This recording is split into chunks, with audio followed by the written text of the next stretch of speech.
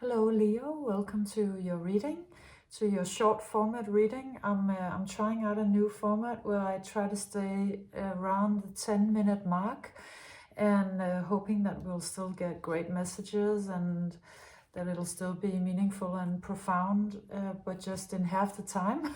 So it's an experiment. Let's see how it goes and let me know if you like it. So it's for Leo, any kind of Leo dominantly in your chart, cross-watcher, or really anyone else who is drawn here and with whom this reading resonates. Your reading starts with the time to go card, very clearly indicating that you are leaving something at this point that has played out its role in your life. And it could very easily be a very big thing, because this figure here kind of looks like she's wearing a wedding dress. Here you could be leaving a relationship, long-standing relationship, or a career, job, housing situation, but it looks to be sort of a big life change. And you also look like you kind of, maybe you've been waiting a little while to make this decision, but now that you are making it, you kind of almost making a run for it. It really looks like you are totally ready to make this change. So I see you sort of leaving a situation, maybe even before knowing where to go, because you then come out with the fork in the road, which is speaking about a big choice point, that you leaving the situation that you've been in, and it means that you have to move into a big choice, a big life choice, where you have to sort of maybe set a whole new direction for some part of your life. And it looks to be maybe slightly confusing, but I mean, this reading is really here to give you advice about it. So you're leaving one thing without really completely knowing where it is that you're going, but this state of confusion that you may have been maybe landing in because of it is very fertile. It looks like it's something that is very conducive to your creativity, and that it's actually really healthy for you to step into this sort of unknown situation, into this situation where you don't know what the next step is, because it will sort of spark a lot of magic and creativity. And the thing that really wants to come out, the thing that would like to be a part of your new life choice, is the feminine. This card is called Venus, and it has a message of the long forgotten parts of the feminine. So whatever that is to you, it has sort of an energy of something that you may have never sort of lived out really. Could be an old dream or an old hope or an old love or some part of yourself that you never really showed, because maybe at an earlier point you were told, let's say, that you couldn't be that because that was too feminine for your gender, or it wasn't right, for the situation you were in. But it looks like you're really ready to let it shine at this point, or that is sort of the most supported way you could go, is to actually show up in your very vulnerable, naked, and also sort of feminine state. Not necessarily completely feminine, depending on your whole situation, and it doesn't have anything to do with gender, it's just an energy. But it's something that has been hidden, and that really wants to step forward at this point. And with it comes the visibility card. These cards are in Danish, so that's why it says something else, but it says visibility in Danish. And as you can see, this is sort of somebody who steps into sort of a big theater, or maybe steps out on a social media platform, or somehow makes themselves very visible in the world. So it looks like the choice that you're gonna make and that you're being invited to make is actually to show up and be much more visible in the world, but being visible because of sort of your vulnerability, like showing up with that and letting that shine, even though of course it will feel, probably it will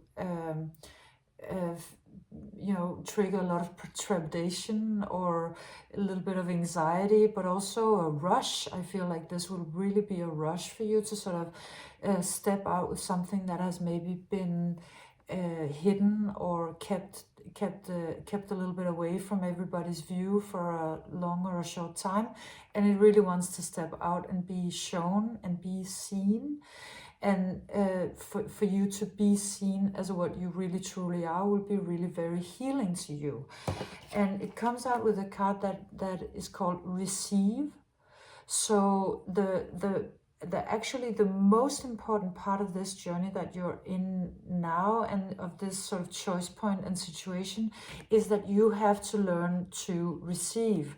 You might have not been very good at that, and maybe you are actually at this point trying to escape a situation where you've been giving, and you have realized that's not healthy for you, and you need to move out of that paradigm. And so these cards are advising you to learn to receive, to actually learn to do that as a life skill, and to practice it like very, very diligently and very sort of practically, to say yes, to ask for help, to open up, to receive. And also in the sense that if you are to sort of step forward and be seen by many, it will be really healthy to you that you're also able to actually receive the good parts of that. And to really truly take it in when others are enjoying, you know, you or your work or what it is that you're stepping forward with. So you're being really advised by the universe to learn to receive. That's sort of the ticket to this new road that you're going on. And then two cards come out: the Source, which is the Sun from the Zen Tarot deck, and Laziness.